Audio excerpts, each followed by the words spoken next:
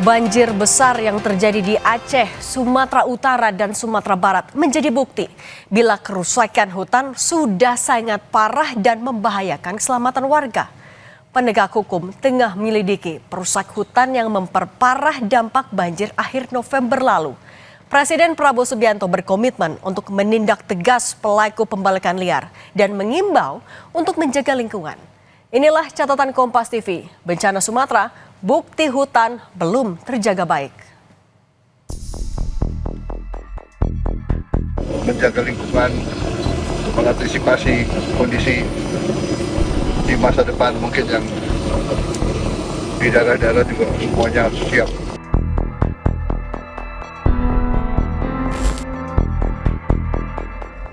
Di tengah penanganan bencana di Sumatera, Presiden Prabowo membentuk Satgas Penertiban Kawasan Hutan atau PKH untuk memberantas aktivitas ilegal di kawasan hutan. Kapolri, Jenderal Listio Sigit Prabowo mengungkap bahwa Satgas yang dibentuk telah menetapkan tersangka berkaitan dengan dugaan pembalakan liar yang memperparah dampak bencana di Aceh, Sumatera Utara, hingga Sumatera Barat. Kami telah membentuk Satgas, saya kira di Tapanuli kemarin kita sudah menaikkan sidik dan tersangka juga sudah kita temukan. Demikian juga untuk wilayah yang lain yang memang potensi banjir ini salah satunya karena dampak dari pembalakan liar, tentunya tim saat ini semuanya saya minta untuk bekerja dan segera dipublish sehingga kemudian masyarakat bisa mendapatkan informasi. Saya kira itu. Selain menjerat para pelaku yang terlibat dalam hilangnya hutan di Sumatera, Presiden Prabowo juga memerintahkan jajarannya, khususnya pemerintah daerah, untuk waspada dan menjaga alam menjadi lebih baik.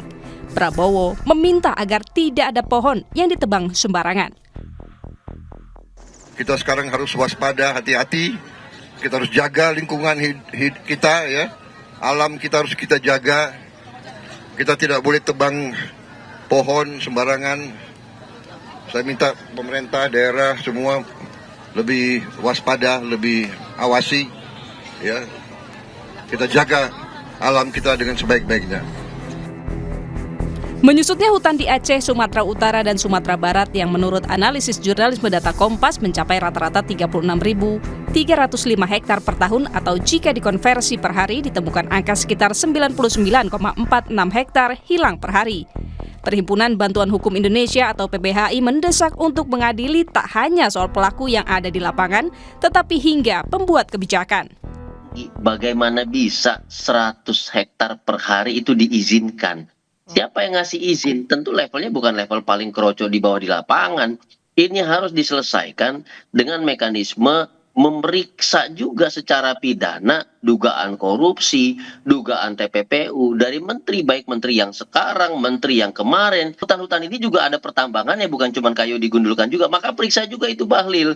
Periksa juga siapa menteri pertambangan SDM sebelumnya. Jadi levelnya itu betul-betul level kebijakan yang akan berdampak besar. Penyusutan hutan selama 34 tahun mengakibatkan resiko munculnya bencana banjir yang semakin tinggi. Pemerintah harus kembali menata kerangka kebijakan dan institusi untuk menangani bencana ekologis. Implementasi dan penegakan hukum harus berpihak pada kepentingan rakyat agar bencana tak berulang di masa depan. Tim Liputan, Kompas TV. Analisis tim jurnalisme data harian Kompas lewat metode tumpang susun peta peruntukan lahan tahun 2024 dengan titik lokasi banjir menemukan fakta bila titik-titik banjir Sumatera berada tepat di lokasi peruntukan hutan yang kini beralih fungsi menjadi perkebunan sawit. Sejak tahun 1990 sampai tahun 2024, penggundulan hutan di Aceh, Sumatera Utara, dan Sumatera Barat marak terjadi.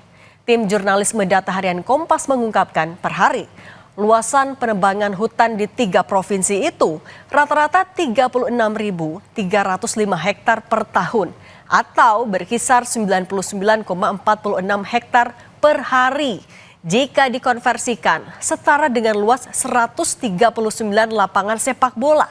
Adapun ukuran lapangan sepak bola menurut standar FIFA seluas 7.140 meter persegi. Dengan demikian secara agregat, kehilangan hutan dalam 34 tahun seluas 1,2 juta hektar. Ini juga menjadi bukti hutan kita belum terjaga baik. Banjir besar yang terjadi di Aceh, Sumatera Utara, dan Sumatera Barat menjadi bukti bila kerusakan hutan sudah sangat parah dan membahayakan keselamatan warga. Negara seakan abai menjalankan tanggung jawabnya untuk menjaga hutan dan warga negaranya. Banjir Sumatera bukanlah bencana alam semata, tetapi bencana ekologis yang disebabkan oleh kebijakan pembangunan yang mengorbankan hutan demi kepentingan ekonomi. Penyebab utama kegagalan ini karena regulasi tentang tata kelola hutan yang lemah. Bahkan sudah terjadi sejak awal pemerintahan Presiden Soeharto, lebih dari 58 tahun lalu. Regulasi memberikan kuasa bagi pihak swasta untuk menebang hutan bagi kegiatan usaha. Lewat Undang-Undang Kehutanan Nomor 5 Tahun 1967, negara memberikan hak penguasaan hutan atau HPH kepada swasta untuk membuka perkebunan inti rakyat, khususnya kelapa sawit. Celakanya, kebijakan negara itu juga mendorong praktik pembalakan liar berupa penebangan hutan tanpa izin atau penebangan hutan melebihi daerah konsesi yang diberikan demi keuntungan pribadi. Hutan alam yang kaya ragam tanam sekejap menjadi perkebunan sawit atau dibiarkan gundul tanpa ditanami kembali. Keseimbangan ekosistem pun rusak. Tidak hanya pohon bertumbangan, tetapi banyak satwa liar seperti orangutan dan gajah kehilangan habitatnya. Data Badan Penanggulangan Bencana Nasional atau BNPB mencatat jumlah kejadian bencana terus meningkat. 5 tahun terakhir, jumlah kejadian bencana banjir atau longsor melonjak 5 kali lipat.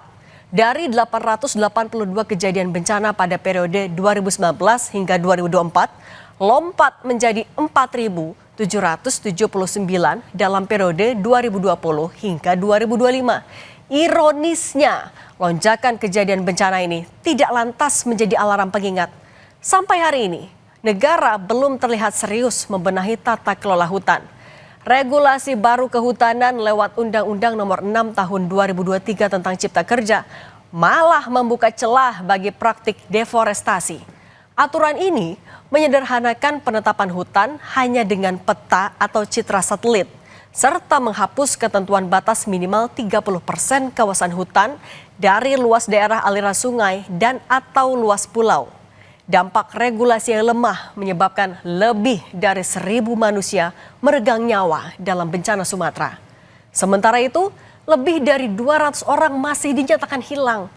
Tercatat juga hampir 160.000 rumah warga rusak, 140 jembatan putus, dan ribuan infrastruktur lainnya hancur.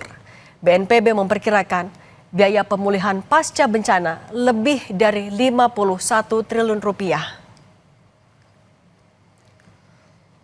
Bencana Sumatera seharusnya jadi titik balik bagi negara untuk lebih berkomitmen dalam menjaga hutan. Tata kelola hutan harus segera diperbaiki dengan melakukan evaluasi menyeluruh terhadap izin penebangan hutan yang sudah diberikan, khususnya di daerah aliran sungai dan kawasan rawan bencana. Pemberian izin-izin baru sebaiknya di-stop sambil merevisi regulasi kehutanan yang berpihak kepada aspek perlindungan ekologis dan pelestarian lingkungan. Selama izin mudah diberikan, hukum lemah ditegakkan, dan hutan terus dikorbankan, maka bencana akan terus berulang. Tetapi di atas seluruh urusan regulasi, political will negara yang menjadikan perlindungan hutan sebagai prioritas kebijakan negara belum tampak jelas. Karena memperbaiki regulasi tanpa political will yang kuat hanyalah omon-omon belaka.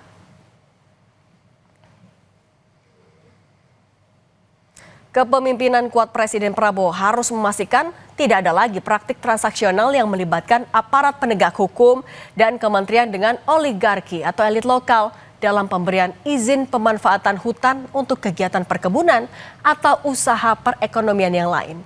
Dan saudara, demikian catatan Kompas TV, jumpa lagi pekan depan.